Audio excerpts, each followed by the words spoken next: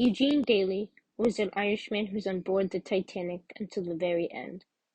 He was accompanied by his cousin Maggie and neighbor Bertha.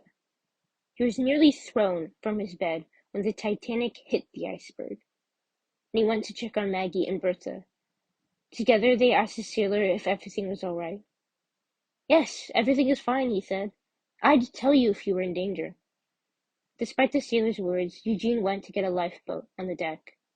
When he got there, he saw people running around in panic. There, officers were getting women on board lifeboats. So Eugene, Maggie, and Bertha got on board too. Then an officer yelled at Eugene to get off of the boat, but he didn't want to die, so he stayed, until he was dragged out of the boat by a group of officers. Then the boat was lowered and sailed off without him. He went to look for another boat and found a group of people crowding around a lifeboat trying to get in it. An officer there pulled out a gun and yelled, "If any man try to get on, I will shoot him." Two men tried, and he shot them.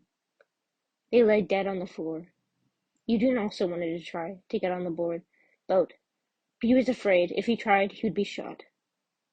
Water was covering the deck, so he jumped overboard and swam to an overturned boat. He and others climbed aboard the overturned boat and watched as the Titanic collapsed in front of them. They were eventually rescued by the Carpathia, a ship that came to the rescue of the stranded survivors. Eugene was eventually reunited with his cousin and neighbor.